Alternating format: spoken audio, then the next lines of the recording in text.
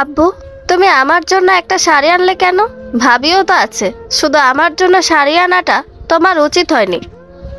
আমার ননদের মুখে এমন কথা শুনে আমি সহ সকলেই অবাক। শ্বশুর তখন রাগের লজ্জায় মাথা নিচু করে দাঁড়িয়ে আছে। শাশুড়ি মা মুখ বেঁকিয়ে বললেন, শোনো মেয়ের কথা। এমন মেয়ে আমি পেটে ধরেছি যে ভরা বাড়িতে নিজের বাপকে অপমান করছে। সকলের মুখে আমার ননদকে নিয়ে নানান কথা চলছে। কেউ কেউ ওকে অভদ্র, বেয়াদব ইত্যাদি বলে গালি দিচ্ছে। মেয়েটার চোখে পানি টলমল করছে। আমার ফুফু শাশুড়ি বেশ করুণ কণ্ঠে বললেন, ভাই দেখ, তুই কি মেয়ে জন্ম দিয়েছিস, একবার দেখ। বাড়ি ভরা লোকের সামনে 2 দিনের মেয়ের জন্য তোকে কি অপমানিত হতে হলো। আর তোর এই ছেলের বউ মনে হয় ওকে কোনো তাবিজ কবজ করছে। না হলে কি কেউ ভাবির হয়ে বাপের বিরুদ্ধে কথা বলে? বিয়ে বাড়িতে এমন অনেক লোক থাকে যাদের কাজ হলো 2 পক্ষকে ব্যালেন্স করে চলা। তেমনি একজন হলো আমার স্বামীর ছোট মামা। তিনি খুব সুন্দর ভঙ্গিতে আমার ননদকে বললেন, তোমার ভাবি তো বিয়েতে অনেক শাড়ি পেয়েছে, তাই হয়তো তার জন্য আনেনি। তুমি এমন ব্যবহার না করলেও পারতে মামনি, তুমি ঘরে চলে যাও। ওনার এমন কথায় মনে হলো কেউ হয়তো আছে পরিস্থিতি সামাল দিতে পারে, কিন্তু আমার ধারণা ভুল করে তিনি শ্বশুর আব্বুকে খোঁচা মেরে বলল, কি রে দুলা ভাই, মেয়েটাকে তো মানুষ করতে পারলেন না, সে বিগড়েই গেছে, কি আর করবেন বলেন? সবই কপাল, হাহা। আমার ননদ চুপচাপ সেখান থেকে মাথা নিচু করে চলে গেল। তারপর ঘরে দরজা আটকে রইল। আমার নাম মুনমুন, অনার্স প্রথম বর্ষের স্টুডেন্ট। আম্মু আব্বু পছন্দ করে আলিফের সাথে বিয়ে দিয়েছেন। আলিফ চাকরি করে, তার ওদের বংশ নাকি ভালো। সকল কিছু খোঁজখবর নেওয়ার পর আম্মু আব্বু আলিফকে আমার জন্য ভালো মনে করেছেন। এত সময় যার সাথে কথা হলো সে আমার ননদ আলিশা। আমরা প্রায় সমবয়সী, ও আমার থেকে 6 মাসের ছোট। আলিফ, আলিশা, শ্বশুর আর শাশুড়ি এবং আমি, এই 5 জনের ছোট্ট সংসার আমাদের। আমার বিয়ে হয়েছে আজ 3 দিন, আর এখনই এমন একটা ব্যাপার হবে আমি বুঝতে পারিনি।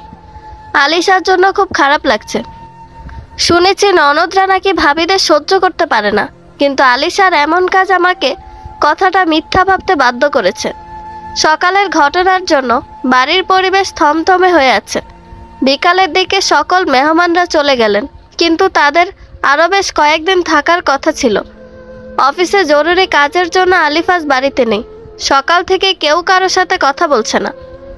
অন্যরা অনেক কানাঘুষা করছিল বলে দুপুরে খাওয়ার সময় শ্বশুর সোজা বলে দিয়েছিল, যাদের বাড়িতে বসে সমালোচনা করতে ভালো লাগছে তারা যেন চলে যায়। বিকেলে সকলেই চলে গেছে। সন্ধ্যার দিকে আলিফ আসতেই শাশুড়ি মা আলিফকে বললেন, তোর বউ বাড়িতে আসার পরই আমার মেয়েটার মাথা চিবিয়ে খেয়েছে।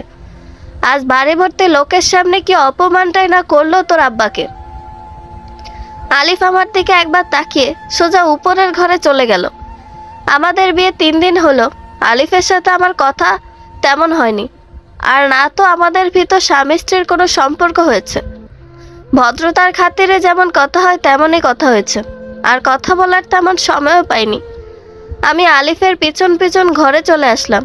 শাশুড়ি মা তখন বিলাপ করেছেন, তিনি কেমন ছেলে মেয়ে জন্ম দিলেন এই নিয়ে।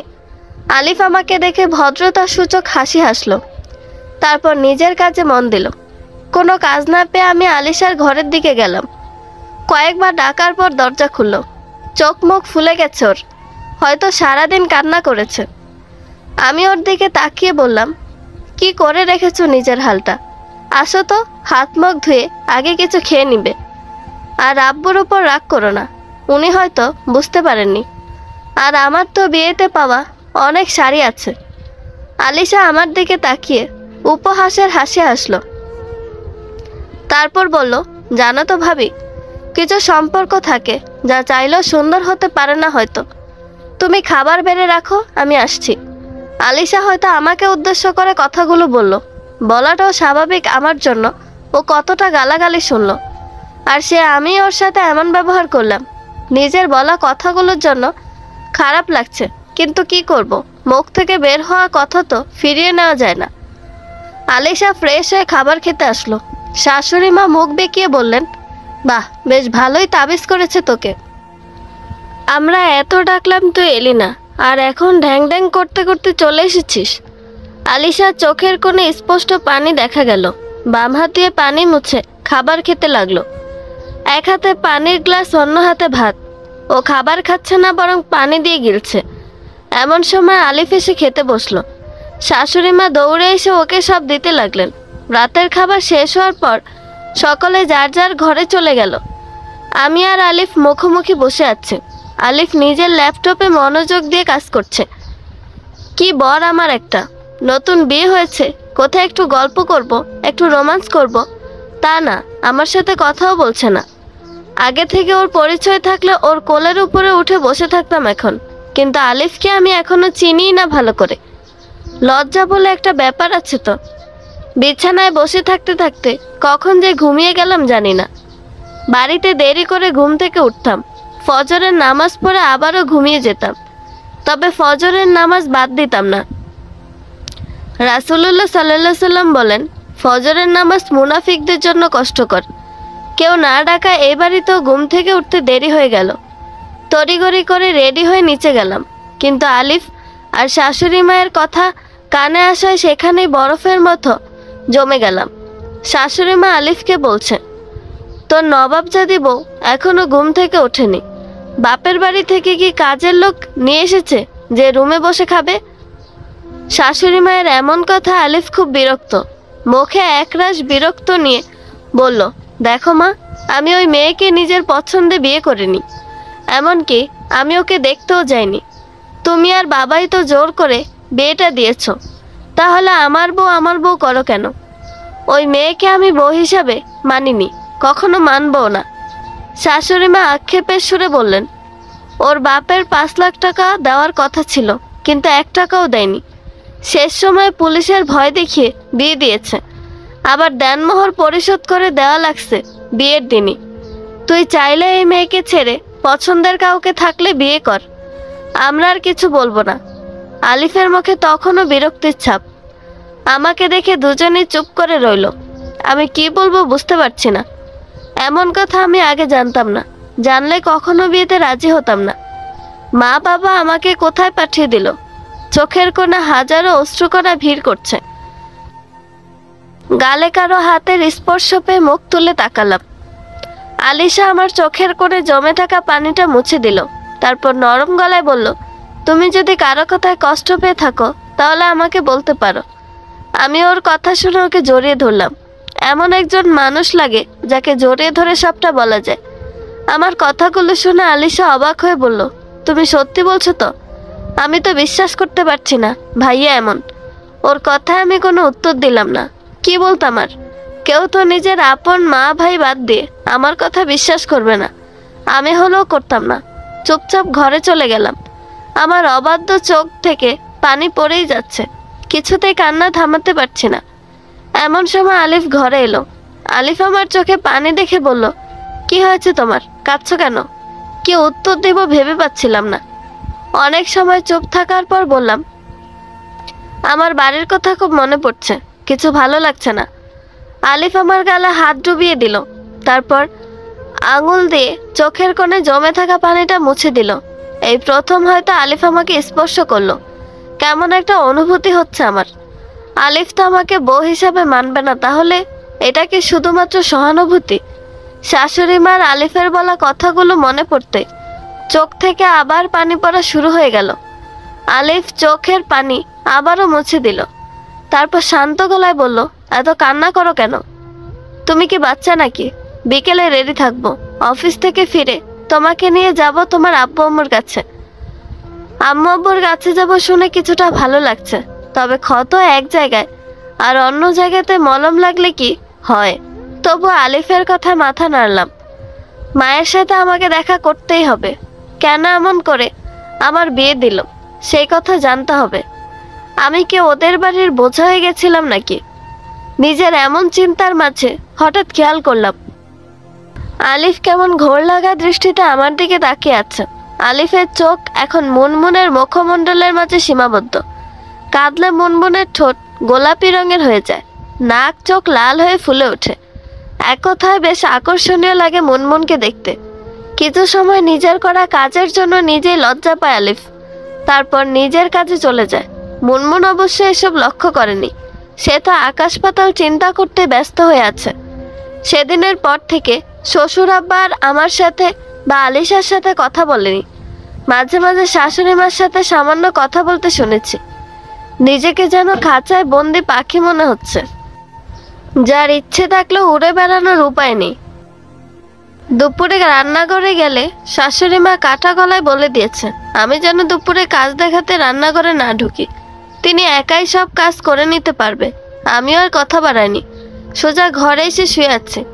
কান্নার কারণে মাথাটা বড্ড যন্ত্রণা করছে। গোসল শেষ করে জোহরের নামাজ পড়ে নিলাম। তারপর আল্লাহর কাছে বিপদে সাহায্য করার জন্য বললাম। মাথাটা মনে হয় ফেটে যাবে। খাটে গিয়ে শুয়ে পড়লাম। কখন দুই চোখের পাতা এক হয়ে গেল বুঝতেই পারলাম না। কারো চিৎকার চেঁচামেচিতে ঘুম ভাঙলো। কিছু বোঝা না গেল এটা স্পষ্ট শুনতে পেলাম, আলিফ তুই আবার একটা মেয়েকে বিয়ে করে আনলি, তোর না ঘরে নতুন বউ? এমন কথা কানে আসতে দৌড়ে গেলাম। আলিফের পাশে বধূ সাজে একটা মেয়েকে দেখতে পেয়ে আমার কেমন লাগছিল বুঝতে পারছি না। সকালে আলিফ আমার সাথে কেমন ব্যবহার করলো, আর এখন বিয়ে করে নিয়ে এসেছে। তাই হয়তো আমাকে বাপের বাড়ি রেখে আসবে বলেছিল। হঠাৎ কেউ আমার কাঁধে হাত রাখলো। তাকিয়ে দেখলাম আলিশা। ওকে জড়িয়ে ধরে কাঁদতে লাগলাম। আলিশা আমার মাথায় হাত বুলিয়ে দিতে লাগলো। সত্যি বলতে এমন ননদ পৃথিবীতে আছে কিনা আমার সন্দেহ হয়। আলিশা আমার চোখের পানি মুছিয়ে দিয়ে বলল, তুমি কান্না করো না, আগে চলো নিচে গিয়ে ব্যাপারটা কি হয়েছে। কান্নার কারণে আমার হেসকে উঠে গেছে, তবুও নিজেকে সামলে নিয়ে বললাম, গিয়ে দেখার কি আছে বলো? এখান থেকেই দেখা যাচ্ছে তোমার ভাই অন্য একটা মেয়েকে বিয়ে করে এনেছে। আলিশা বেশ সিরিয়াস হয়ে বলল, জানো ভাবি, আমার ভাই এতটাও খারাপ নয়। এই বিয়েতে ওর মত ছিল না এটা আমি জানি, তবে তারও অনেক কারণ আছে। আর তুমি জানো তো, না জেনে কোনো ব্যাপারে অনুমান করা ঠিক নয়। তুমি হয়তো দেখছো মেয়েটাকে বিয়ে করে নিয়ে এসেছে। সাধারণ মস্তিষ্ক এমনটাই বলে, তবে আমাদের কোরআনের নির্দেশ মেনে চলা উচিত। আল্লাহ বলেছেন, হে মুমিনগণ, তোমরা বেশি অনুমান করা থেকে দূরে থাকো। নিশ্চয়ই কোনো কোনো অনুমান তো পাপ। আর তোমরা গোপন বিষয় অনুসন্ধান করো না এবং একে অপরের গীবত করো না। তোমাদের মধ্যে কি কেউ তার মৃত ভাইয়ের গোশত খেতে পছন্দ করবে? তোমরা তো তা অপছন্দই করে থাকো। আর তোমরা আল্লাহকে ভয় করো। নিশ্চয় আল্লাহ বেশি তাওবা কবুলকারী, অসীম দয়ালু। সূরা হুজরাত আয়াত 12। হযরত আবু হুরায়রা রাদিয়াল্লাহু আনহু বর্ণনা করেন, রাসূলুল্লাহ সাল্লাল্লাহু আলাইহি ওয়াসাল্লাম বলেছেন, তোমরা অনুমান থেকে বেঁচে চলো, কারণ অনুমান সবচেয়ে বড় মিথ্যাচার। আর কারো দোষ খুঁজে অনুসন্ধান করো না, গোয়েন্দাগিরি করো না, পরস্পরকে ধোঁকা দিও না, আর পরস্পরকে হিংসা করো না, একে অন্যের প্রতি বিদ্বেষপূর্ণ মনোভাব পোষণ করো না, এবং পরস্পরের বিরুদ্ধাচরণ করো না, বরং সবাই আল্লাহর বান্দা, ভাই ভাই হয়ে যাও। আলিশার কথা শুনে নিজেকে কিছুটা নিয়ন্ত্রণ করার চেষ্টা করলাম। তারপর কাঁপা কাঁপা পায়ে হেঁটে নিচে গেলাম। সেখানে সবাই ইচ্ছে মতো সমালোচনা করছে। আমাকে দেখে আলিফ কিছুটা বিব্রত হলো। তখনও ওকে সকলে জবাবদিহিতা করছে। আলিফ বেশ রেগে বলে উঠল, do eye care for anybody? আমি কি তোমাদের তোয়াক্কা করি? আলিফের এই সামান্য কথায় সকলে চুপ হয়ে গেল। আলিফ তখনও জোরে জোরে নিঃশ্বাস নিয়ে রাগটা নিয়ন্ত্রণ করার চেষ্টা করছে। আমি সকলের মাঝে আলিশার হাত ধরে দাঁড়িয়ে আছি। হাত ধরে দাঁড়িয়ে আছি বলতে আমার দাঁড়িয়ে থাকা শক্তিটুকু শরীরে পাচ্ছি না। বিয়ের পরে মেয়েদের কত স্বপ্ন থাকে। আমারও হাজার রঙিন স্বপ্ন ছিল, তবে তার বদলে এসব হচ্ছে। আলিফের প্রতি যে আমার ভালোবাসা আছে এমনটা নয়, কিন্তু একজন ডিভোর্সি মেয়েকে তার পরিবারকে নানান কথা শুনতে হয়। কোনো দোষ না থাকলেও লোকে নানান কথা বলে, তবে সত্যিটা না জেনে কি কাউকে নিয়ে কিছু বলা উচিত? একটা মেয়ে কষ্ট যন্ত্রণা সহ্য করতে না পেরেই তো ডিভোর্সের মতো সিদ্ধান্ত নেয়। কেউ কেউ আবার পরকীয়া করে। তাই বলে সকলকে কি এক মনে করা উচিত? আজ আমি চলে গেলে কাল আমার আব্বু, ভাই, আমার পরিবারের লোকজন কেউ শান্তিতে রাস্তায় যেতে পারবে না। গেলেই লোকে নানান কথা জানতে চাইবে। কেন পারলো না আপনার মেয়ে সংসার করতে? আগে সম্পর্ক ছিল নাকি? ছেলে ভালো না? আরও কত কি। এসব প্রশ্নের উত্তর দেওয়া যে কতটা কষ্টের তা যারা উত্তর দিয়েছে তারা জানে। আমার এমন সব চিন্তার মাঝে আলিফ বেশ সিরিয়াস হয়ে বলল, মুনমুন তুমি আজ তোমাদের বাড়িতে যাবে তো? তাহলে রেডি হও। আমি বেশ ভয় পেয়ে গেলাম, হয়তো আজই এই বাড়িতে আমার শেষ দিন। আমার নিজের থেকে আব্বু আম্মুর চিন্তা হচ্ছে। ওনাদের মেয়ে 4 দিনও সংসার করতে পারেনি, এটা হয়তো ওনাদের মানতে কষ্ট হবে। আলিশা একটু খোঁচা মেরে বলল, ভাইয়া এই আপুকে রেখে তুই চলে যাবি? আলিফ মনে হলো আলিশার কথাটা গায়ে মাখলো না, ডোন্ট কেয়ার ভাব নিয়ে দাঁড়িয়ে থাকলো। আমিও মৃদু স্বরে জিজ্ঞেস করলাম, নতুন আপুকে রেখেই চলে যাবেন? আলিফের মনে হয় আমার কথায় মেজাজ খারাপ হয়ে গেছে। ওর চোখে মুখে স্পষ্ট বিরক্তির ছাপ ফুটে উঠেছে, তবুও শান্ত গলায় বলল, it will be quite another of you come. আমি কি বলবো বুঝতে পারছি না। কি আজব লোক রে বাবা, আমি গেলেই হলো তার মানে? কি যে হচ্ছে কিছু বুঝতে পারছি না। তবুও ঘরে গিয়ে রেডি হয়ে এলাম। নিচে আসতেই দেখলাম পরিবেশ একদম ঠিক আছে। আলিশার সাথে নতুন মেয়েটা দাঁড়িয়ে আছে। আমি সকলকে বিদায় জানিয়ে আলিফের সাথে বেরিয়ে এলাম। এখন কিছুটা ভালো লাগছে, কারণ আলিশা আসার সময় সামান্য 2 কথায় বলেছে ভয় নেই, তোমার বর তোমারই আছে। তবু আমি স্বস্তি পাচ্ছি না। আলিফদের বাড়ি থেকে আমাদের বাড়ি বেশ দূরে, বাসে করে যাওয়া লাগে। অন্য যানবাহনে যে যাওয়া যায় না এমনটা নয়, তবে বেশিরভাগ লোকই বাসে করে যাতায়াত করেন। আলিফা আমাকে নিয়ে বাসে চড়ে বসলো। বাসে ওঠার পর আমি একটা নিঃসংকোচে আবেদন করে বসলাম, আমি জানালার পাশে বসবো। আলিফ হাসি মুখে আমাকে জানালার পাশে সিটটা দিয়ে দিয়েছে। বাসে জানালার পাশে বসার মজাই আলাদা। কি সুন্দর বাতাস, তবে আজ আমি বিশেষ শান্তি পাচ্ছি না। হয়তো কোথাও একটা কাঁটা ফুটে আছে। শরীর বা মনের কোথাও কিছু হলে কোনো কাজ যে আগের মতো ভালো লাগে না, তা আমি আজ বেশ ভালো করেই বুঝতে পারছি। আচ্ছা, আলিফের কাছে জিজ্ঞেস করলে কেমন হয় যে ওই মেয়েটাকে? কিন্তু সরাসরি জিজ্ঞেস করতেও তো আমার কেমন লাগছে।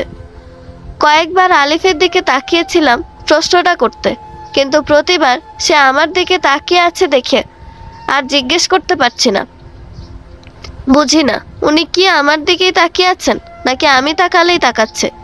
সকল নীরবতা ভেঙে আলিফ আমাকে উদ্দেশ্য করে বলে উঠল, তোমাকে খুব সুন্দর লাগছে মুনমুন। কথাটা কেমন যেন বকে গিয়ে লাগলো আমার। চমকে ওনার দিকে তাকালাম। খুব সুন্দর একটা হাসি ধরে রেখেছেন উনি ওনার ঠোঁটে। হাসলে যে কোনো মানুষকে সুন্দর লাগে, কিন্তু ওনাকে একটু বেশি সুন্দর লাগছে। ওনার গায়ের রং খুব একটা ফর্সা না, আবার উনি খুব বেশি লম্বাও না, 5 ফুট 6 ইঞ্চি। তবুও আমার কাছে পৃথিবীর সব থেকে সুদর্শন পুরুষ মনে হচ্ছে। উনি হয়তো একমাত্র ব্যক্তি যাকে নিয়ে এই সকল চিন্তা করা আমার জন্য হালাল, তাই এমন মনে হচ্ছে। যে কোনো মেয়ের জন্য তার স্বামী সব থেকে সুদর্শন ও আকর্ষণীয়। আমার বেলায়ও তাই। কথাগুলো ভেবে নিজেই লজ্জা পেলাম। এমন এক সমস্যার ভিতরেও যে আমার এইসব প্রেমময় চিন্তা মাথায় আসছে, ব্যাপারটা ভাবতেই নিজের কাছে কেমন যেন লাগছে। তবুও ওনার কাছে জানতে চাইলাম, আপনি আমাকে দেখলেন কোথায়? আমি তো এখন বোরকা হিজাব পরে আছি, এমনকি হিজাব দিয়ে আমার মুখটাও ঢাকা। তাহলে? আলিফ মুচকি হাসলো। এই ছেলে কি শুরু করছে কে জানে, এত হাসির কি আছে? আমার মনে আজ আবার বসন্ত শুরু হয়েছে মনে হয়, শুধু প্রেম জেগে উঠছে। আলিফ মুচকি হেসে বলল, তুমি কি জানো না, মুসলিম রমণীদের পর্দা করা অবস্থায় সব থেকে সুন্দর লাগে। নীল শাড়ি, খোলা চুল, এসব কিছুর থেকেও বোরকা হিজাব পরলে মেয়েদের সুন্দর লাগে। শুধু আমরা নিজেদের দৃষ্টিতে অনুভব করতে পারি না, কারণ কেউ বেপরদায় সামনে এলে শয়তান তাকে সাজিয়ে দেখায়। আচ্ছা একটা কথা বলো তো, একটা খোসা সহ কমলা বা কলা সুন্দর, নাকি একটা খোসা ছাড়া কমলা বা কলা সুন্দর? আলিফের এমন কথা শুনে আমার ওকে কিছুটা ভালো মনে হলো। তারপর শেষ পর্যন্ত সাহস করে ওনাকে প্রশ্ন করে বসলাম, আচ্ছা আপনি কি বিয়ে করেছেন? আলিফ আমার কথা শুনে হেসে গড়াগড়ি দিচ্ছে মনে হয়। নিজের কাজের জন্য এখন নিজের উপরই রাগ হচ্ছে। কেন যে প্রশ্ন করতে গেলাম কে জানে। তবে এই প্রশ্নে এত হাসির কি আছে? অবশেষে আলিফ হাসি থামিয়ে বলল, অবশ্যই আমি বিবাহিত। কেন, তোমার কি মনে হচ্ছে? নেও ঠেলা, আমি তো ওই মেয়ের কথা জানতে চাইলাম, কিন্তু উনি তো মনে হয় আমার কথা মনে করে বলছেন। আমার এক হাত দিয়ে অন্য হাতের নখগুলো নিয়ে টানাটানি করছি আর এসব ভাবছে।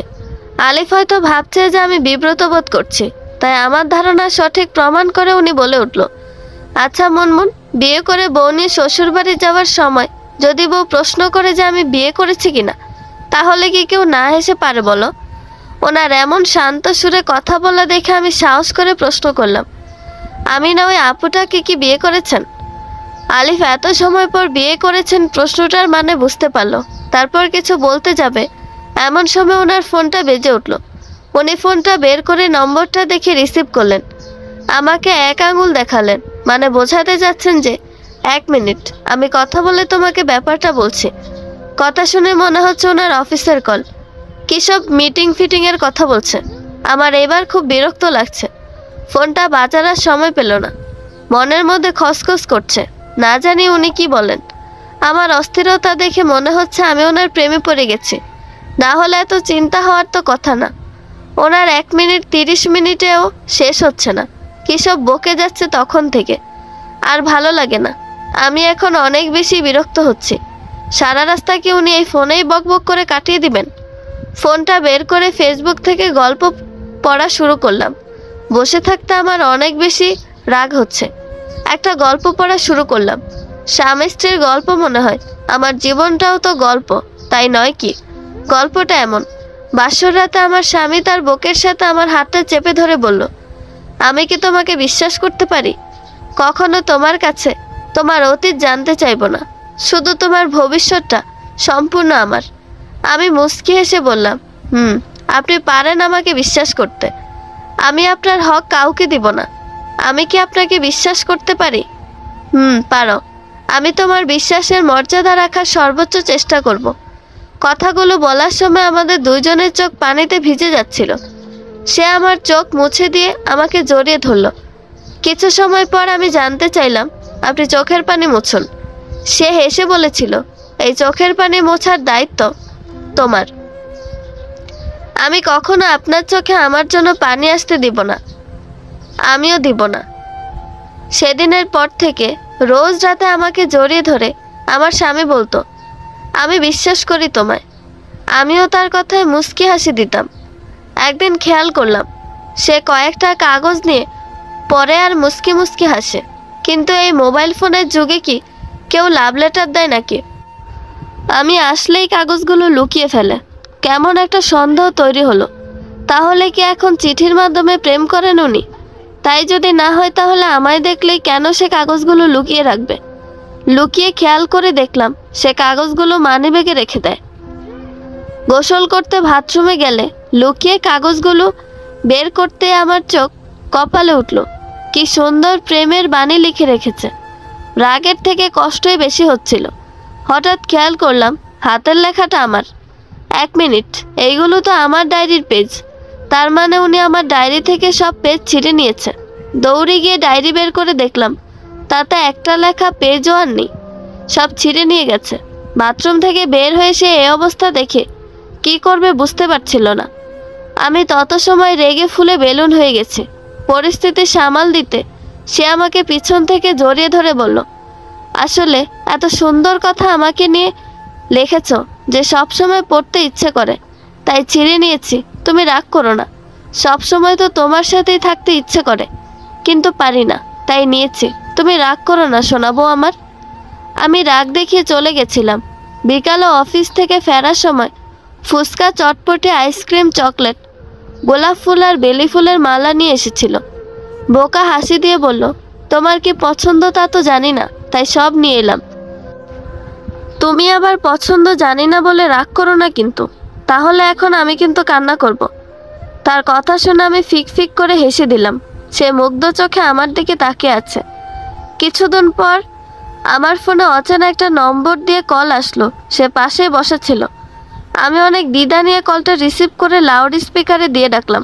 ওপাশ থেকে মা কথা বলছে। কথা শেষে সে মুচকি হেসে বলল, আমি পাশে থাকলে লাউড স্পিকার দিয়ে কথা বলার দরকার নেই। আমি বিশ্বাস করি তোমায়। সবাই ভালোবাসি বলে, আর আপনি বিশ্বাস করি বলেন কেন? ভালোবাসার রং বদলে যেতে পারে, কিন্তু বিশ্বাস বদলায় না। হয়তো ভেঙে যায়, নয়তো অক্ষত থাকে। আর ভালোবাসি কথাটা প্রমাণ করা অনেক কষ্টের, আর বিশ্বাস করা প্রমাণ করা কিছুটা সহজ। ভালোবাসার প্রথম স্তর হলো বিশ্বাস। বিশ্বাস না থাকলে কখনো ভালোবাসা থাকে না। তোমাকে যদি অন্য ছেলে বলে ভালোবাসে তোমায়, তখন তোমার মনে হবে আমি বিশ্বাস করি তোমায়। কারো সাথে ঘনিষ্ঠ হতে গেলেও এটা মনে পড়বে। কিছু দূর পড়া শুরু করে পারলাম না, রাস্তা শেষ। আলিফ আমার হাত ধরে নিয়ে বাস থেকে নেমে গেল। ওনার জ্বালায় তাড়াতাড়ি করতে গিয়ে গল্পটাও হারিয়ে গেল। খুব রাগ হচ্ছে এখন। বাস থেকে নেমে একটা রিক্সা নিয়ে বাড়িতে চলে আসলাম। আলিফ সত্যি খুব দায়িত্বশীল একটা মানুষ। রিক্সা খোঁজার সময় আমাকে গাছের ছায়াতলে দাঁড়িয়ে রেখে গেছিল। স্বামীদের এই সামান্য যত্ন নেওয়াটাও যেন অনেক কিছু। নিজের আচরণ দেখে মনে হচ্ছে আমি আলিফের প্রেমে হাবুডুবু খাচ্ছি, কিন্তু অনিশ্চিত জীবনে এমন প্রেম কি উচিত নাকি অনুচিত আমি জানি না। তবে আমার আলিফকে সত্যি ভালো লাগে। অন্তত নিজের কাছে এমনটা লাগছে যে আমি আলিফের প্রেমে পড়েছি। আলিফ অবশ্য আমাকে আর ওই মেয়েটার ব্যাপারে কোনো কথাই বলেনি, হয়তো এড়িয়ে গেছে। আমিও আর জানতে চাইনি। কেউ নিজে থেকে কিছু না বললে বারবার প্রশ্ন করা আমার মোটেও পছন্দ নয়। এটাকে অনেকে ইগো ভাবে, তবে আমি এমনটাই। বাড়িতে আসায় মা বাবা সবাই খুব খুশি। বাড়িতে আসার পর আলিফ সকলকে সালাম দিল, তবে মুখে। আমরা অনেকেই পায়ে হাত দিয়ে সালাম করি, কিন্তু জানি না যে এটা উচিত কাজ নয়। বাড়িতে আসার পর আলিফ আমার রুমে গিয়ে ঘুমিয়ে পড়ল। মানে বিশ্রাম নিতে বলেছিলাম, গিয়ে দেখি তিনি ঘুমে বিভোর হয়ে আছে। আলিফকে ঘুমাতে দেখে আমি মায়ের কাছে গেলাম। আব্বু এই অসময়ে বাজারে দৌড়েছেন, নতুন জামাই এসেছে বলে কথা। আমি আমার পিতামাতার একমাত্র সন্তান, তাই বাড়িতে আর কেউই নেই। মায়ের কাছে গিয়ে বসতেই মা নানান কথা শুরু করে দিল। কেমন আছি, কেমন ওরা সকলে ইত্যাদি। আমি অবশ্য মাকে ওইসব কিছু বললাম না। শুষ্ক হাসি হেসে বললাম, আলহামদুলিল্লাহ, আমি ভালো আছি। মা বেশ আগ্রহ নিয়ে বলল, তোর শাশুড়ি কোনো ঝামেলা করেনি তো আলিফের সাথে? মায়ের দিকে তাকিয়ে দেখলাম মা উৎসুক দৃষ্টি আমার দিকে তাকিয়ে আছে। কিন্তু শাশুড়ি কেন আলিফের সাথে ঝামেলা হবে? আমাকে মেনে নেয়নি তাই কি? কিন্তু এটা মা কি করে জানলো? আমি বেশ হতবাক হয়ে মাকে প্রশ্ন করলাম, আলিফের সাথে শাশুড়ি মা ঝামেলা কেন করবে? মা আমার এমন প্রশ্নে অনেকটা দমে গেলেন। তারপর জিভ দিয়ে ঠোঁট ভিজিয়ে বললেন, না কিছু না। আমি স্পষ্ট বুঝতে পারলাম মা আমার থেকে কিছু লুকিয়ে রেখেছে। কিন্তু কি? সব কিছু আমার কাছে রহস্য মনে হচ্ছে। আমিও কম নাছোড়বান্দা নয়। শেষ পর্যন্ত মা আমার কাছে সব বলতে বাধ্য হলো। কিন্তু মায়ের কথা শুনে আমি বরফের মতো জমে গেছি। আলিফ তাহলে এমনটা করেছে? মা কথাগুলো বলার সময় আলিফের প্রশংসা করতেই ব্যস্ত ছিল। ব্যাপারটা হলো এমন, বিয়ের দিন আলিফ জানতে পারে ওর বাড়ির লোক 5 লাখ টাকা দাবি করেছে, কিন্তু আলিফ সরাসরি বলে দেয় সে যৌতুক নিয়ে বিয়ে করবে না। কোনো কথায় যখন কাজ হচ্ছিল না, তখন আলিফই আব্বুকে বলে ওনাদের পুলিশের ভয় দেখাতে। আবার আলিফ নিজেই দেনমোহর পরিশোধ করে দিয়ে বিয়ে করে। আলিফের এমন গুণ দেখে আমি গলে পানি হয়ে গেছি। কিন্তু এমনটা কেন করলো আলিফ? আমার আলিফের ব্যাপারে জানতে খুব ইচ্ছে করছে, আর ওই মেয়েটার ব্যাপারেও। তাই মায়ের কাছ থেকে বিদায় নিয়ে আলিফের কাছে গেলাম। নবাবজাদা এখনও ঘুমাচ্ছেন। আমার একটা অভ্যাস আছে, বাইরে থেকে আসলে গোসল করতে হয়, নয়তো কেমন একটা লাগে। স্কুল কলেজ থেকে ফিরে গোসল করতাম, ওই অভ্যাসটা রয়ে গেছে। আলমারি থেকে 3 পিস নিয়ে বাথরুমে চলে গেলাম। অনেক দিন শাড়ি পরেছি, আর ভালো লাগছে না। শখ করে 1 দিন 2 দিন শাড়ি পরতে ভালো লাগে, কিন্তু রোজ রোজ কি শাড়ি পরা যায় নাকি? গোসল ছেড়ে বাইরে আসতে দেখলাম আলিফ ঘুম দিয়ে উঠে দেওয়ালের সাথে হেলান দিয়ে বসে আছেন। আমাকে দেখে কিছু সময় ভ্রু কুঁচকে তাকিয়ে থাকলো, তারপর সোজা বাথরুমে চলে গেল। আমার ঘর, আর ভাবটা এমন যেন ঘরটা ওনার। আলিফ ফ্রেশ হয়ে আসার পর মা রান্নাঘর থেকে ডাক দিল। আব্বু রাতের জন্য বিরিয়ানি কিনে এনেছেন। সকলে মিলে রাতের খাওয়া শেষ করলাম। বাড়িতে আসার পর বেশ ভালো লাগছে। নিজের চেনা পরিবেশ, নিজের ঘর। আলিফ আব্বু আম্মুর কাছে জামাই রাজা হয়ে গেছে মনে হয়। ওদের ভাব দেখে তাই মনে হলো।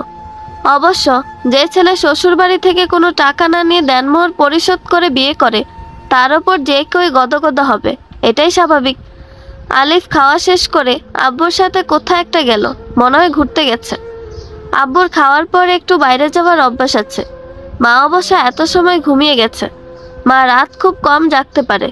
কিছু করার না পেয়ে একটা গল্পের বই বের করলাম। কলেজ জীবন থেকে কয়েকটা বই কিনে রাখতাম, ওইগুলোর একটা। কিন্তু পড়তে ভালো লাগছে না, মনের ভিতর খসখস করছে। ওই মেয়েটাকে জানতে ইচ্ছে করছে অনেক। আচ্ছা, ওই মেয়েটা যদি আলিফের বউ হয় তাহলে কি আমাকে ছেড়ে দিবে আলিফ? আর আলিফ যদি আমাকে রেখে অন্য কাউকে বিয়ে করে তাহলে আমার সাথেই বা আসলো কেন? আমাকে রেখে যেতে কিছু ভালো লাগছে না এখন। এমন সময় আলিফ ঘরে আসলো। আলিফ একটু হেসে বলল, এই নাও, এটা তোমার। আমি ওর হাতের দিকে তাকিয়ে দেখলাম একটা ছোট বেলি ফুল, একটাই, কিন্তু খুব সুন্দর। আমি ওর হাত থেকে মনমরা হয়ে ফুলটা নিলাম। আলিফ কপাল কুঁচকে তাকিয়ে আছে, তারপর জিজ্ঞেস করলো, এনি প্রবলেম? সমস্যা তো আছে, কিন্তু কি বলবো? উনি তো উত্তর দেয় না। তাও মুচকি হেসে বললাম, মশারি টানাতে পারছি না। আলিফ বেশ ভাব নিয়ে বলল, let you and me do it. আমি বেশ রাগী গলায় বললাম, আমি পারবো না, আপনি একাই করেন। খুব বিরক্ত লাগছে ওনার ওপর। এখন ওই মেয়েটার কথা কিছু বলল না। আলিফ একাই মশারি টানে আমাকে ডাকলো। আমাদের ভিতর কিছু না থাকলো আমরা এক খাটে ঘুমিয়েছি সব দিন। বিছানায় যাওয়ার পর উনি বেশ সিরিয়াস হয়ে বললেন, কোনো সমস্যা হয়েছে কি? এমন মনমরা হয়ে আছো কেন? আমি আস্তে করে বললাম, আসলে আমি কিছু জানতে চাইলে আর কেউ সেই প্রশ্নের উত্তর না দিলে খুব রাগ হয় আর খারাপ লাগে, তাই। আলিফ কিছু সময় চিন্তা করলো, তারপর মৃদু হেসে বলল, তুমি বাসে ওই মেয়েটার কথা জানতে চেয়েছিলে। আমি এই পয়েন্টটা মিস করে গেছি। আচ্ছা শোনো, ওইটা আমার খালাতো বোন। বিয়ের দিনে আসতে পারেনি, তাই সেদিন এসেছিল। তুমি হয়তো খেয়াল করবে, মা কিছুই বলেনি সেদিন। ব্যাপারটা হয়েছে এমন, ও সাজতে খুব পছন্দ করে, তাই বউ সেজেই চলে এসেছে। তার ভাষ্য মতে বিয়ের দিন সাজতে পারেনি, তাই সেদিন বউদের মতো সেজে এসেছিল।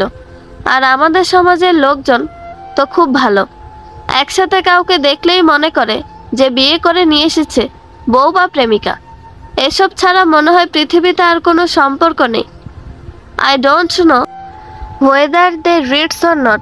কথাগুলো বলে আলিফ বিরক্তি প্রকাশ করলো। আমার মনটা নিমিষেই ভালো হয়ে গেছে। মনে হচ্ছে অনেক বড় একটা পাথর মন থেকে নেমে গেল। আমি মুগ্ধ দৃষ্টিতে আলিফের দিকে তাকিয়ে আছি। আলিফ কিছু সময় চুপ থেকে আবারও বলতে লাগলো, আসলে মুনমুন, আমার বিয়েটা বাড়ি থেকে জোর করে ঠিক করেছে। আমি বিয়েতে রাজি ছিলাম না, এমনটা নয় যে তোমাকে পছন্দ নয়। তবে মা বাবা যদি না জানিয়ে বিয়ের তারিখ নির্ধারণ করে আসে তাহলে কি কারো ভালো লাগে বলো? আমি কখনো প্রেম করিনি, কোনো খারাপ কাজও করি না। তাও যখন আম্মু আব্বু এমনটা করলো আমি ঠিক মেনে নিতে পারিনি। তুমি আমাকে একটু সময় দাও, আমি সবটা গুছিয়ে নিব। এই কয়েকদিনে যা বুঝলাম তুমি খুব ভালো মেয়ে। আল্লাহ আমাকে অনেক ভালোবাসেন, তাই তোমাকে স্ত্রী হিসাবে আমাকে দিয়েছেন। অনেক আবেগ নিয়ে উনি কথাগুলো বলছিলেন। ওনার শেষ কথাগুলো শোনার পর আমার বেশ লজ্জা লাগছে, তাই চুপচাপ পাশ ফিরে শুয়ে পড়লাম।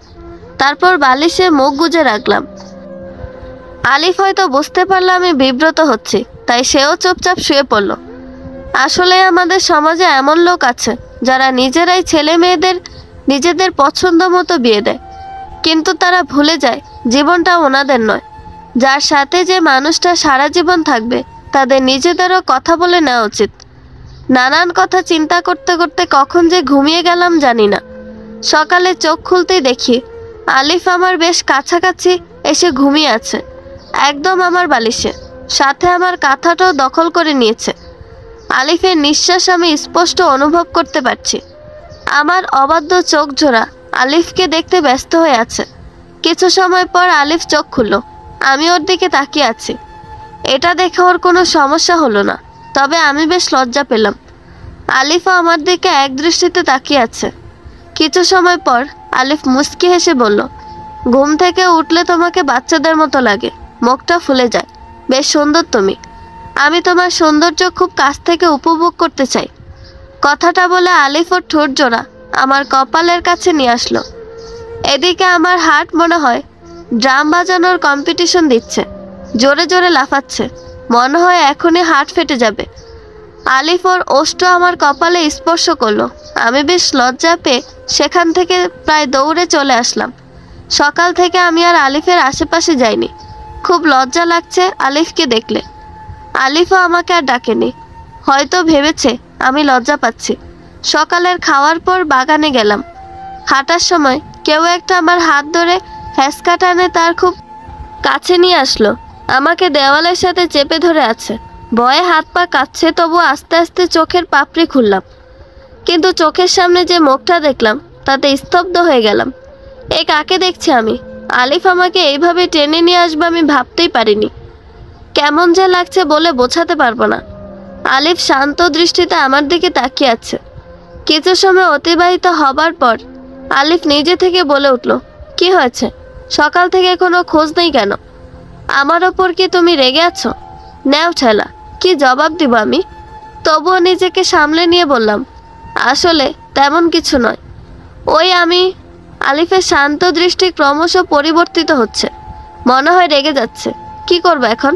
উনি রেগে যাচ্ছে তাই স্পষ্ট বোঝা যাচ্ছে, কারণ উনি আমার হাতটা ক্রমশ শক্ত করে চেপে ধরছে। ভয়ে লজ্জা আমি কুঁকড়ে যাচ্ছে। এত রেগে যাওয়ার কি হলো কে জানে। আমি কিছুই চিনি না, আর তুমি একা ঘুরে বেড়াচ্ছ। ব্যাপারটা কি উচিত বলো? এইবার আমার খুব কান্না পাচ্ছে। দেওয়ালের সাথে আমাকে খুব শক্তভাবে চেপে ধরে আছে। পিঠে লোহার মতো কিছু একটা খোঁচা লাগছে। খুব বেশি ব্যথা করছে। আমার চোখে পানি দেখে উনি অবাক হয়ে গেলেন। বেশ ব্যস্ত হয়ে বললেন, কি হলো তোমার? কাঁদছো কেন? সরি, আমি তো মজা করছিলাম। কিছু মনে করো না। আসলে সকালের পর থেকে তুমি আমার আশেপাশেও যাওনি, তার জন্য একটু রাগ হয়েছিল। আমার এমনটা করা উচিত হয়নি। I am extremely sorry. এই লোক তো একা একাই বকবক করে যাচ্ছে। আমার কোনো কথা শোনারই নাম নেই। আমি আস্তে করে বলে উঠলাম, আমার কিছু হয়নি, মানে আমি রাগ করিনি। দেওয়ালের থেকে কিছু একটা পিঠে ফুটছে মনে হয়। আলিফ বেশ ব্যস্ত হয়ে আমাকে পিছন দিকে ঘুরিয়ে দিল। পিঠের ক্ষত জায়গাটা হাত দিয়ে বোঝার চেষ্টা করছে কেমন ক্ষত হয়েছে। আমারও বেশ ব্যথা লাগছে। এবার আলিফ সত্যি অনেক বেশি রেগে গেল। তারপর ধমকের সুরে বলল, এত সময় বলনি কেন? অনেকটা কেটে গেছে। এসো, ওষুধ লাগিয়ে দিচ্ছি তোমাকে। বাড়িতে ওষুধ আছে তো? আমি উপর নিচে মাথা নেড়ে বললাম যে আছে। উনি বেশ তাড়াহুড়ো করে আমাকে কোলে তুলে নিল। এটা কেমন হলো? কেটেছে পিঠে, কোলে নেওয়ার কি আছে বুঝলাম না। আমি বলে উঠলাম, আরে আমার পিঠে কেটেছে, পা তো ঠিক আছে, আমি হেঁটেই যেতে পারতাম তো। আমার কথায় উনি ভ্রু কুঁচকে তাকিয়ে রইল, কিন্তু কিছু বলল না। কি খেলে মানুষ কথায় কথায় রাগ করে কে জানে। উনি আমাকে কোলে নিয়ে গিয়ে বিছানায় বসিয়ে দিল। তারপর ওষুধ খুঁজতে লাগলো। আমি বললাম, ওষুধ ড্রয়ারের ভিতর আছে। উনি কথার জবাব না দিয়ে ওষুধ নিয়ে আসলেন। তারপর রাগী গলায় বলে উঠল, কি হলো? জামাটা খোলো, না হলে কি করে ওষুধ লাগাবো? এ কেমন জ্বালা! ওনার সামনে আমি জামা খুলবো নাকি? কাল কোন দুঃখে যে 3 পিস পরতে গেছিলাম কে জানে। আর কি সব বলছে উনি। ওনার কি কোনো লজ্জা নেই নাকি? আমি কাপা গলায় বললাম, না, আমি জামা খুলবো না। আপনি আমাকে দিন, আমি লাগিয়ে নিব। আলিফ কিছু না বলে ঘরে কিছু একটা খুঁজতে লাগলো। তারপর ওনার কাঙ্ক্ষিত জিনিসটা খুঁজে পেয়ে আমার পাশে এসে দাঁড়ালো। কাছে দিয়ে উনি কি করবেন? আমাকে খুন করবেন নাকি? কাছে দিয়ে কি মানুষ খুন করা যায়? আমি কিছু একটা বলতে চাচ্ছিলাম, কিন্তু আমাকে কিছু বলার সুযোগ না দিয়ে আমাকে পিছন দিকে ঘুরিয়ে দিল। তারপর উনি ক্ষত জায়গায় আশেপাশে বেশ খানিকটা জামা কেটে ফেললেন। আমি চিৎকার করে বলে উঠলাম, এটা আমার সব থেকে পছন্দের জামা, আপনি এইভাবে কেন কেটে ফেললেন? উনি এমন একটা ভাব নিলেন যেন কিছুই হয়নি। আমি ওনার বাহুর কাছে শার্ট খামচে ধরলাম। তারপর রাগী গলায় বললাম, কেন এমন করলেন? আমার পছন্দের জামা কেটে কেন ফেললেন? উনি আমাকে আবারও পিছনের দিকে ঘুরিয়ে দিয়ে কাটা জায়গাটা ব্যান্ডেজ করে দিলেন। তারপর সিরিয়াস হয়ে বললেন, রেডি হয়ে এসো, তোমাকে একটা ইঞ্জেকশন করিয়ে নিয়ে আসি। আমি ছোটবেলা থেকে সুই খুব ভয় পাই। এখন ইঞ্জেকশন করতে গেলে তো, ওরে বাবা, না, আমি কিছুতেই যাব না, একটুও না। আমি তড়িঘড়ি করে বললাম, আমি যাব না। আলিফ আমার দিকে এমনভাবে তাকালো যেন আমাকে ভস্ম করে দিবে। কিছু না বলে রেডি হয়ে নিলাম। কি যন্ত্রণা! ওনার সাথে চুপচাপ কথা না বলে হেঁটে যাচ্ছে। বাড়ি থেকে 2 মিনিট পর একটা ওষুধের দোকান, সেখানেই গেলাম আমরা। তারপর একটা টিটেনাস ইঞ্জেকশন করলাম। পুরনো লোহার টিন এসব কিছুতে কাটলে ইঞ্জেকশন করতে হয়, আর ভালো লাগে না। ইঞ্জেকশন পুশ করার সময় আমি আলিফের হাত ধরেছিলাম। আলিফ অবশ্য এইসব নিয়ে কিছু বলেনি। বাড়ি আসার পথে আলিফ আমাকে বাড়ির সামনে রেখে কোথায় একটা চলে গেল। আমি জিজ্ঞেস করার আগেই তিনি বড় বড় পা ফেলে উদা হয়ে গেলেন। পিঠে একটু ব্যথা করছে। ওই দোকানদার কাকু আবার কতগুলো ওষুধও দিয়ে দিয়েছে। যত সব ফাউল। আমার ওষুধ খেতে একদমই পছন্দ না। ঘরে ঢোকার সময় মায়ের সাথে দেখা হলো। মায়ের সাথে পাশের বাড়ির ভাবিও আছে। আমাকে দেখে মুচকি মুচকি হাসছে। মাও বেশ খুশি হয়ে আছে। কিন্তু কেন? ভাবি আমাকে দেখে বলে উঠল, ননদি তো আজকাল হাঁটতেই পারে না, বরের কোলে উঠে ঘুরতে হয়। এত সময় পর বুঝলাম আমাকে দেখে হাসার কারণ কি। এই আলিফের বাচ্চাকে নিয়ে আর পারি না। এখন আমারই লজ্জা পাওয়া লাগছে। কোনো কথা না বলে চুপচাপ রুমে চলে এলাম। তারপর আলিশাকে কল দিয়ে সব কিছু বললাম। নাও, উনিও এখন আসছে আর বলছে ভাইয়া ভাবির প্রেমে পড়েছে। আলিশার সাথে কথা বলে শেষ করে মায়ের কাছে গেলাম। মা হাসি মুখে আমার মাথা হাত বুলিয়ে দিল। মা বাবা সন্তানের সুখেই খুশি থাকে। দুপুরের পরে আলিফ একগাদা কাপড় কিনে বাড়িতে ফিরল। মা আব্বুর জন্য আর একদম আমার পছন্দের জামাটার মতো একটা জামা। আমি জামাটা দেখে খুব খুশি হলাম। তারপর ওনাকে প্রশ্ন করলাম, কোথায় পেয়েছেন? একদম একরকম তো। আলিফ কিছু না বলে মুচকি হাসলো। এই ছেলের হাসি দেখে তো আমার হার্টবিট মিস হবে শিওর। উনি সুপরিকল্পিতভাবে আমাকে মারতে চাইছে। সেদিনটা বেশ ভালোই কেটে গেল। ওষুধের প্রভাবে পিঠের ব্যথাটাও কমে এসেছে। পরের দিন সকালে আলিফ আমাকে ডেকে নিয়ে বলল, মুনমুন, আজ আমাকে ফিরতে হবে। অফিস থেকে জরুরি কাজে ডেকেছে। তুমি চাইলে থাকতে পারো, তবে আমি তোমাকে সাথে নিয়ে যেতে চাই। কি সুন্দর বুদ্ধি ওনার, সাথে নিয়ে যেতে চাই। যত সব। এখন চলো ওনার সাথে। সকালের খাওয়া শেষ করে রেডি হয়ে নিলাম। মা আব্বু অনেক থাকতে বলল, কিন্তু আলিফ তাদের বুঝিয়ে বলল ছুটি পেলে আবার নিয়ে আসবে। সকলকে বিদায় জানিয়ে আমরা রওনা দিলাম। বাসের ভিতর আমি জানালার পাশে বসলাম। রাতে ঘুম কম হওয়ার জন্য কখন যে ঘুমিয়ে পড়লাম জানি না। চোখ খুলে দেখলাম আমি আলিফের ঘাড়ের ওপর মাথা রেখে ঘুমিয়ে আছি। আমাকে উঠতে দেখে আলিফ মুচকি হেসে বলল, ঘুম ভেঙেছে তাহলে? আমি নিঃশব্দে মাথা নাড়লাম। আলিফ খুব যত্ন করে আমাকে বাস থেকে নামতে সাহায্য করলো। এই সামান্য কেয়ারটুকু যে মেয়েদের মনে কিরকম প্রভাব ফেলতে পারে তা আজ আমি খুব ভালো করেই বুঝতে পারছি। আলিফ বাড়ির সকলের জন্য কিছু খাবার কিনে নিল। আমি ওনার কাজে বেশ অবাক হলাম। উনি অবশ্য আমাকে তেমন কিছু বলার প্রয়োজন মনে করলেন না। একটা রিক্সা ডেকে তাতে চড়ে বসলেন আমাকে নিয়ে। আমি মন খারাপ করে অন্যদিকে তাকিয়ে রইলাম। কেন যে রাগ হচ্ছে বুঝতে পারছি না। উনি খাবার কেনার সময় আমাকে কিছু বলেনি তাই হয়তো। রিক্সায় ওঠার পর বললেন, জানো মুনমুন, আমি বাড়ি থেকে কোথাও গেলে সাথে কিছু নিয়ে ফিরি। এতে করে বাড়ির সকলেই খুশি হয়। তেমন একটা টাকা তো খরচ হয় না। আমার মুখে নিমিষে এক চিলতে হাসি দেখা দিল। আলিফ কি আমার মনের কথা বুঝতে পারে? সত্যি প্রথম প্রেমে পড়ার অন্যরকম অনুভূতি, আর তা যদি হয় হালাল, তাহলে তো কথাই নেই। বিয়ের আগে কোনো সম্পর্কই পবিত্র হয় না। হারাম কোনো কিছুই আসলে পবিত্র হতে পারে না। আমি মুচকি হাসছি দেখে আলিফ আমার হাতটা ওনার হাতের ভিতর আবদ্ধ করে নিল। তারপর মুচকি এসে বলল, কি হলো, হাসছো যে? আমি মুখে কিছু না বলে ডানে বায়ে মাথা নাড়লাম। আলিফ আর কিছুই জানতে চাইল না। সারা পথ উনি আমার হাত ধরেছিল। আমি অবশ্য নিষেধ করিনি, কারণ আমার নিজেরই খুব ভালো লাগছিল। আলিফেরও হয়তো ভালো লাগছিল, না হলে সারা পথ কি কেউ হাত ধরে থাকে নাকি? বাড়িতে আসতে আলিশা দৌড়ে এলো। শাশুড়ি মাও এলেন। শ্বশুর আব্বু এখন বাড়িতে নেই। শত হলেও নিজের ছেলের ওপর কি কেউ রাগ করে থাকতে পারে? আপু নাকি ওই দিনের পরের দিনই ফিরে চলে গেছে। লোকেরা তাকে নিয়ে নানান কথা বলছিল। আসলে এইসব লোকেদের কোনো কাজ নেই মনে হয়। কার সাথে কি সম্পর্ক না জেনে সমালোচনা করতে থাকে। আমাদের দেখে আলিশা মুচকি এসে বলল, কি রে ভাইয়া, ভাবিকে পেয়ে বুঝে আমাকে ভুলে গেলি? এখন তো তোর মনেই থাকে না আমার কথা। আমি ওর এমন কথায় বেশ অবাক হলাম। আলিশা তো এমন মেয়ে নয়। বিয়ের পর থেকে আলিশা আমাকে সব থেকে বেশি সাপোর্ট করেছে। এই বাড়িতে যা আমি আলিফের থেকেও প্রথম দিকে পাইনি। আলিফ মুচকি এসে খাবারের প্যাকেটটা আলিশার হাতে দিল। আলিশা সেখান থেকে একটা বের করে আমার মুখের সামনে ধরে বলল, এই নাও, খাও তুমি। আমি তাড়াতাড়ি ফুফু হতে চাই, তাই ঘুষ দিচ্ছি। আমি ভেবেছিলাম তোমার বর হয়তো আমার জন্য কিচ্ছু আনেইনি, এটার অর্ধেক তুমি খাও আর বাকিটা ভাইয়াকে খেতে বলো, ভালোবাসা বেড়ে যাবে। হিহি। আলিফ আলিশার দিকে একটু রাগী দৃষ্টিতে তাকিয়ে আছে। আলিশার তাতে কোনো পরিবর্তন হলো না। সে আমাদের খাইয়ে দিয়ে নিজের কাজে চলে গেল। যাওয়ার আগে অবশ্য ফ্রেশ হয়ে বিশ্রাম নিতে বলেছে। শাশুড়ি মা রান্না করে কিসব করছে। আমি ঘরে গিয়ে ফ্রেশ হয়ে নিলাম। তারপর রান্না করে গিয়ে শাশুড়ি মাকে বললাম, মা কোনো কাজ করা লাগলে আমার কাছে দেন, আমি করছি। শাশুড়ি মা রাগী গলায় বলল, আমাকে এতটা খারাপ ভাবারও দরকার নেই। এত দূর থেকে ফিরে এখনই নতুন বউকে দিয়ে রান্না করাবো, এতটাও খারাপ শাশুড়ি হয়ে যায়নি আমি। ঘরে গিয়ে বিশ্রাম নেওয়া হোক। ওনার কথা আমার বেশ হাসি পেল। আমাকে এই কথাগুলো বলছে, তবে সোজাসাপটা ভাবে না। কি লোক রে বাবা। রান্নাঘর থেকে বেরিয়ে ঘরে চলে এলাম।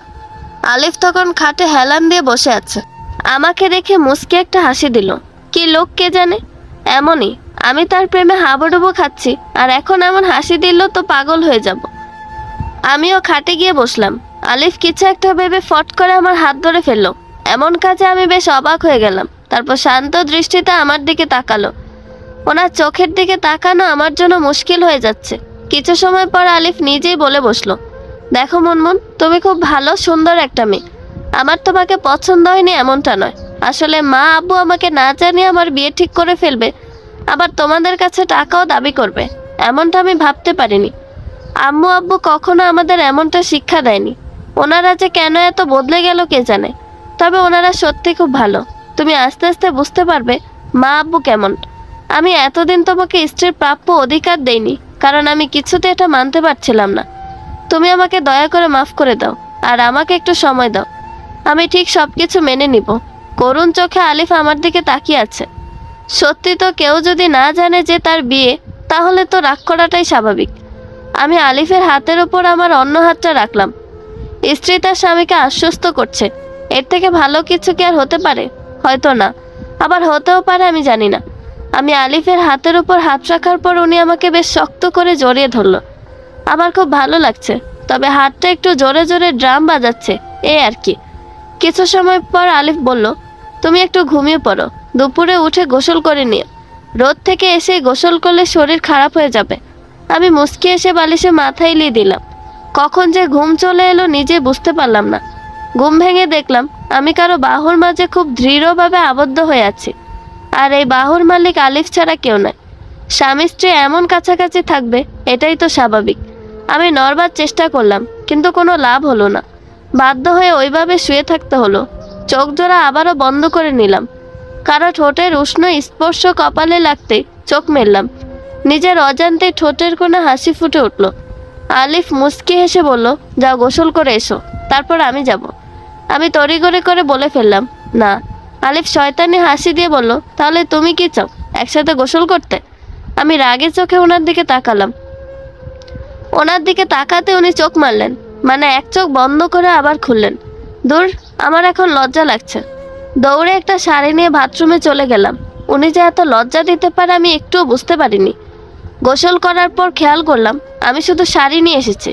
এখন কি করব? গামোছার জন্য তো কিছু একটা লাগবে নাকি? দরজা খুলে যদি দেখি উনি হুলো বেড়ালের মতো ওত পেতে বসে আছে, এই না, খুবই লজ্জার ব্যাপার হয়ে যাবে। ভিজা শরীরে শাড়িটা পেঁচিয়ে নিলাম। দরজা খুলে বাইরে আসতে দেখলাম উনি সেই বসে আছে। আয়নাতে খেয়াল করলাম আমার শাড়ি লেগে লেগে আছে, মানে কিছু জায়গায় ভিজে গেছে আর কি। আলিফ হঠাৎ করে আমার দিকে এগিয়ে আসলো।